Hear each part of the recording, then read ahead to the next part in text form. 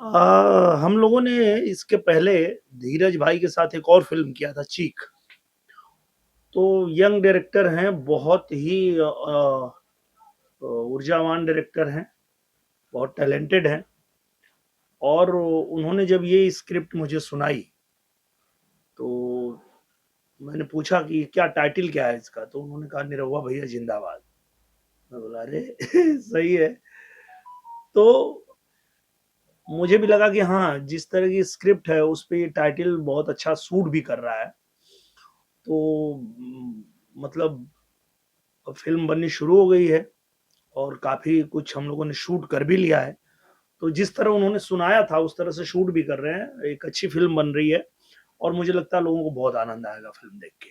तो जैसे निरहुआ हिंदुस्तानी सीरीज जैसे नाम आता है, आपका नाम निरहुआ, अब हिंदुस्तानी जुड़ता है, अब निरहुआ भैया जिंदाबाद जुड़ गया। और आपका जो देसी लुक है, ये कैसे जो इस पे क्या कहना चाहें जो पब्लिक को एकदम दीवाना बना देती है?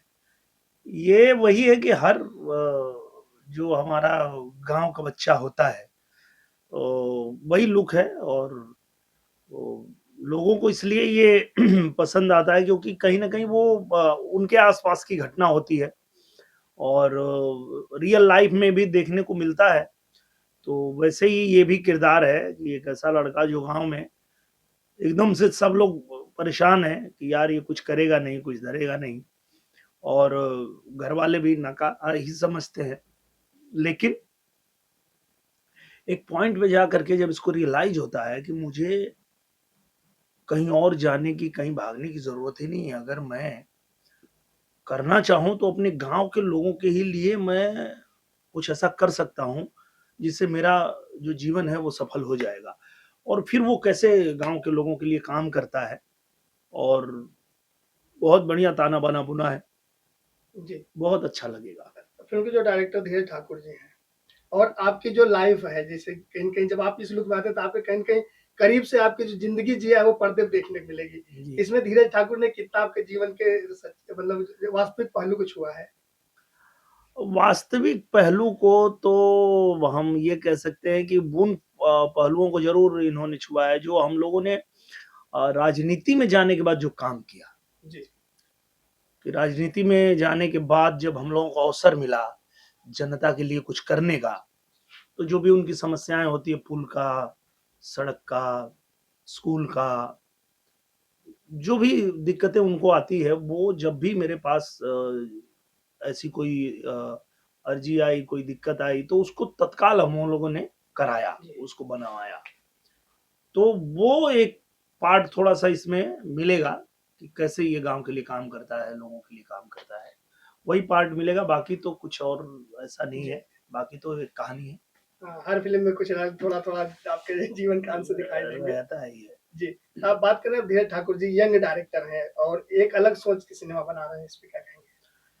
बहुत यंग भी हैं और बहुत ऊर्जावान डायरेक्टर हैं, अच्छी फ़िल्म बना रहे हैं। इसके पहले भी जो फ़िल्में इन्होंने बनाई है, अच्छी बनाई है, लोगों को पसंद आती है। तो ये तो बहुत कमाल की स्क्रिप्ट तो है ही, हुँ। साथ में जो इसकी कास्टिंग है वो भी बड़ी कमाल की है। जी। संजय पांडे भैया हैं, सीपी भट्ट जी हैं, रत्नेश जी हैं, शिल्पी राघवानी जी हैं और संजय जी हैं, संजय पांडे भैया हैं, मनोज हैं।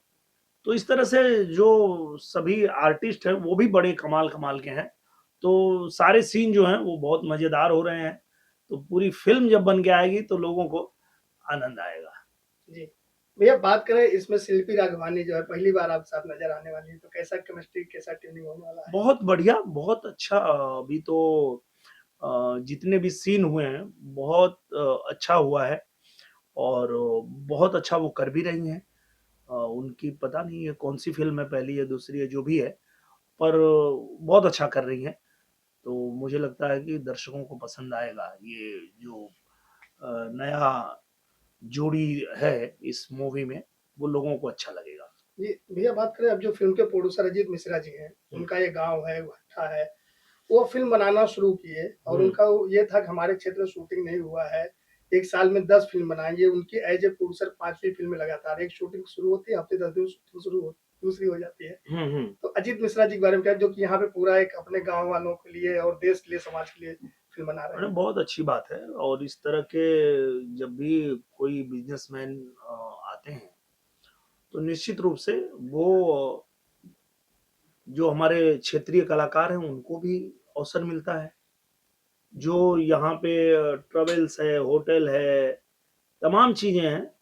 लगातार यहाँ फ़िल्म बन रही है, तो मैं ये आपको बताना चाहूँगा कि ऐसा संजोग हम लोग देखते थे सिर्फ़ फ़िल्म सिटी में, मुंबई में, जो अब हम यूपी में देख पा रहे हैं कि हम अपनी शूटिंग पे जा रहे हैं और पता चल रहा है यार 3-4 वैनिटी लगी है, ये कौन-सी शूटिंग चल रही है।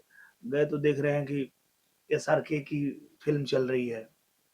उनके आर्टिस्ट कभी हमारे शूटिंग से गुज़र रहे हैं तो वो मिल जा रहे हैं। और भी फ़िल्में चल रही है। तो इस तरह का जो ये माहौल हुआ है, ये बहुत कमाल का है।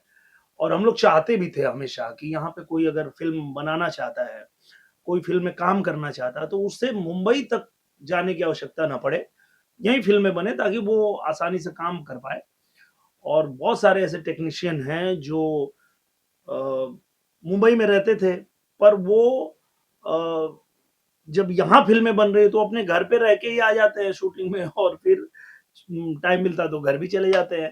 तो ये अच्छा लग रहा है। तो कहीं न कहीं योगी बाबा का जो एक पहल था कि जो है यूपी में फ़िल्म सिटी बने और यूपी कलाकार यूपी में शूट करें। तो कहीं न कहीं उन्होंने सार्थक किया और आपने भी मेहनत किया।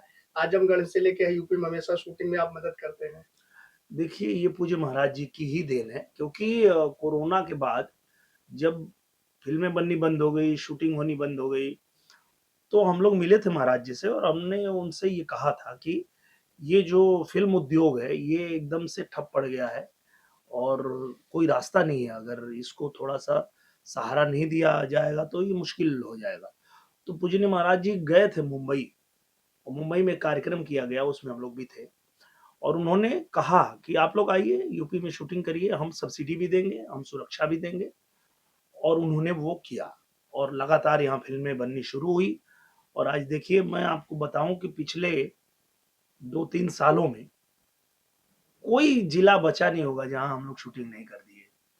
चाहे आप गाज़ीपुर देखिए, चाहे आप आज़मगढ़ देखिए, देवरिया, कुशीनगर, इलाहाबाद, अयोध्या, लखनऊ, बाराबंकी, जौनपुर, मतलब आप जो नाम लेंगे आपको पता चलेगा नहीं अभी हम लोग शूटिंग वहाँ करके आए हैं। तो ये जो हुआ है उसमें तो पूज्य महाराज जी की देन है, उसके लिए हम लोग आभार व्यक्त करते हैं महाराज जी का। होली जब आती है तो आप एक नए रूप में आते हैं, राजनीति के माहौल को होली में रंग देते हैं। इस बार भी होली में क्या है नया? इस बार भी आ रहा है, बुरा न मानो होली है और वो इस बार थोड़ा और भी हम लोगों ने कोशिश किया है कि और उसको एंटरटेनिंग बनाया जाए। पहले तो सिर्फ़ राजनीति को ही हम लोग पकड़ के बनाते थे, पर अब हम लोगों ने थोड़ा-सा दायरा और बढ़ाया है। और भी समाज में जो लोग हैं, जो वायरल हैं या जो लोग फ़नी कुछ ऐसा वीडियो क्रिएट करते हैं, उनको भी ऐड करके और एक अच्छी होली बनी है। और जैसे हर साल लोगों को इंतज़ार रहता है और इस बार भी लोग बार-बार कह रहे थे कि यार इस बार अभी तक आया नहीं, बुरा न मानो होली है। तो मैं बताना चाहता हूँ कि कल ही हम लोगों ने शूट कर लिया है और बहुत जल्दी ये आ जाएगा। होली से पहले आ जाएगा। और नए साल में क्या-क्या धमाल मचाने वाले हैं फ़िल्मों में और राजनीतिक करियर में? अभी तो धमाल ही धमाल है। देखिए पूरा धमाल ही चल रहा है। अभी साल की शुरुआत ही हुई, अभी भाभी जी घर पे हैं, रिलीज़ हुई हिंदी मूवी। उसके बाद अगले महीने मामला लीगल है पार्ट 2 आ रहा है, उसमें भी मैं रवि भैया के साथ में हूँ। अ, उसके अलावा ये जो हमारी भोजपुरी फ़िल्में हैं, वो तो लगातार आ ही रही हैं, बन ही रही हैं। तो अभी भोजपुरी फ़िल्में भी, साथ में हिंदी फ़िल्में भी और साथ में वेब सीरीज़ भी, जैसे दुपहिया है, अ ग्राम चिकित्सालय है, ये बहुत सारी वेब सीरीज़ भी है जिसमें मैं आ रहा हूँ और जिसमें आप मुझे देख पाएँगे। जी, अपने फैन्स और ऑडियंस से क्या कहिएगा? मैं सबको यही कहना चाहूँगा कि होली आ रही है, तो होली प्यार का त्योहार है, खूब मिल-जुल के अच्छे से होली मनाइए और अपना प्यार आशीर्वाद बनाए रखिए।